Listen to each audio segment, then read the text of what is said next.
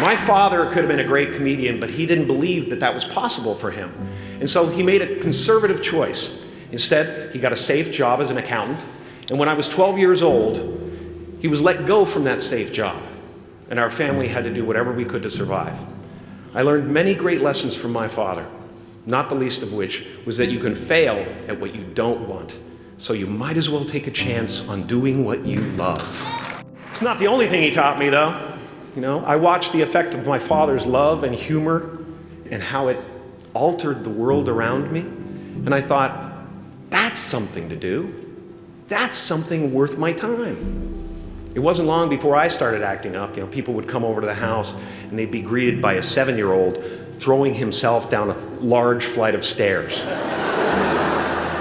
They would say, "What happened?" And I would say, "I don't know. Let's check the replay." I'd go back to the top of the stairs and come back down in slow motion.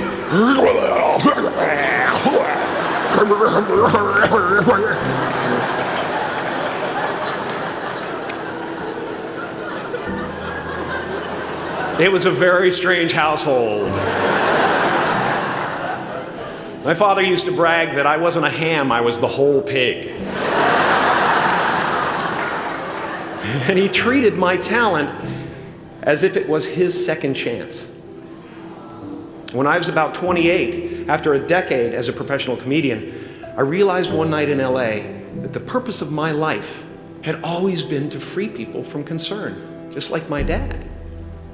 And when I realized this, I dubbed my new devotion the Church of Freedom from Concern. The Church of FFC.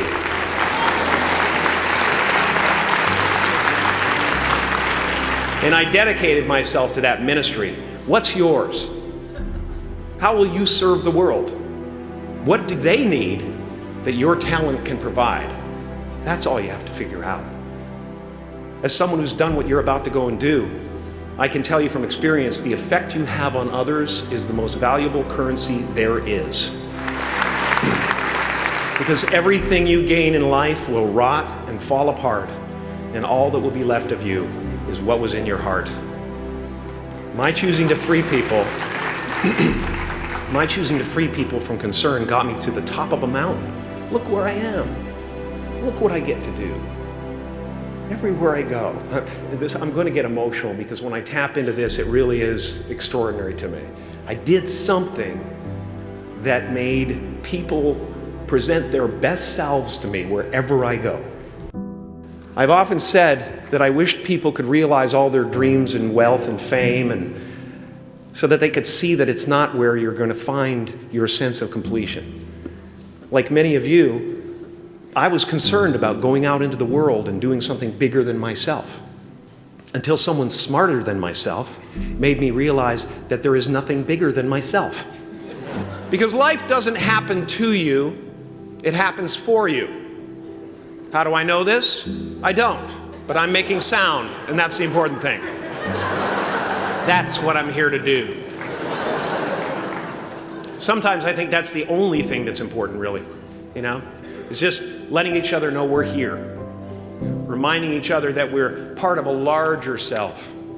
Your job is not to figure out how it's going to happen for you, but to open the door in your head, and when the door opens in real life, just walk through it. And don't worry if you miss your cue, because there's always doors opening. They keep opening. And when I say life doesn't happen to you, it happens for you, I really don't know if that's true. I'm just making a conscious choice to perceive challenges as something beneficial so that I can deal with them in the most productive way. You'll come up with your own style. That's part of the fun. Oh, and why not take a chance on faith as well? Not religion, but faith. Not hope, but faith. I don't believe in hope. Hope is a beggar. Hope walks through the fire and faith leaps over it.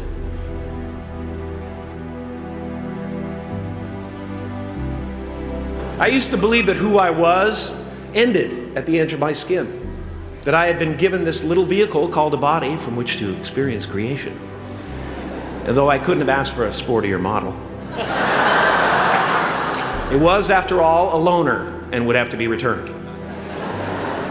Then I learned that everything outside the vehicle was part of me too. And now I drive a convertible.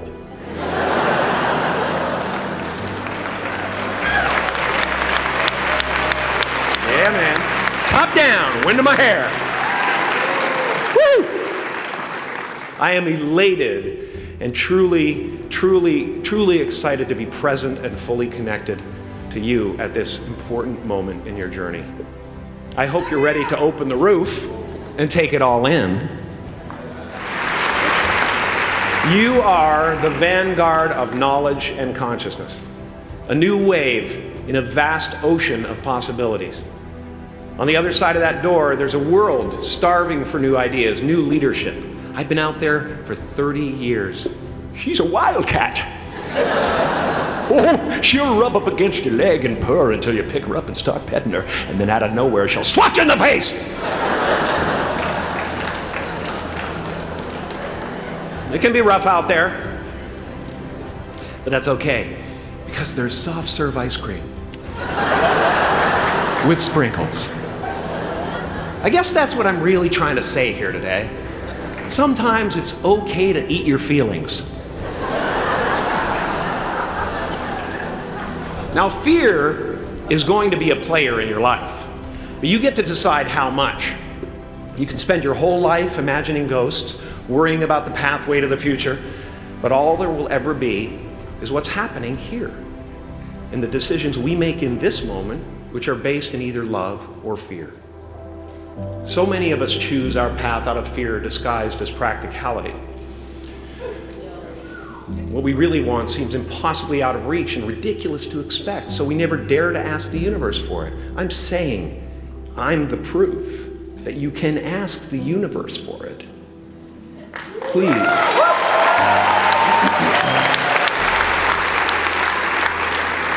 I am at the top of the mountain, and I was, and the only one I hadn't freed was myself, and that's when my search for identity deepened. I wondered who I'd be without my fame. Who would I be if I said things that people didn't want to hear? Or if I defied their expectations of me?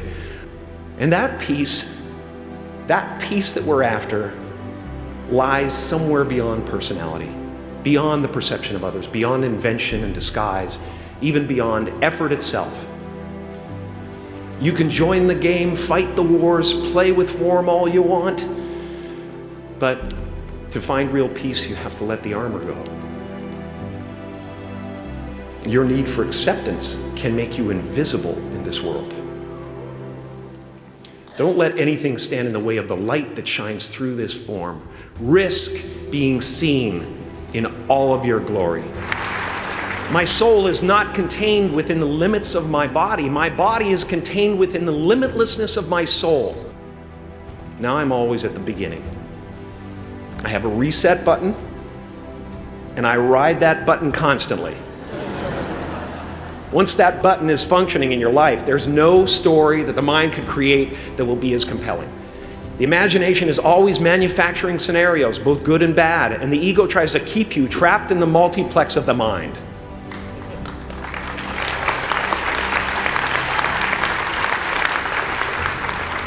Our eyes are not viewers, they're also projectors that are running a second story over the picture that we see in front of us all the time.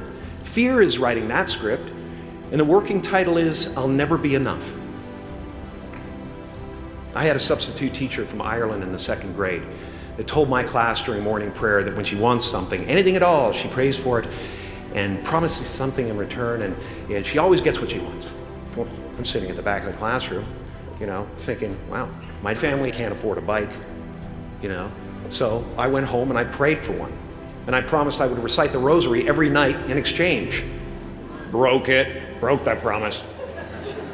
But 2 weeks later, I got home from school to find a brand new Mustang bike with a banana seat and Easy Rider handlebars. Yeah.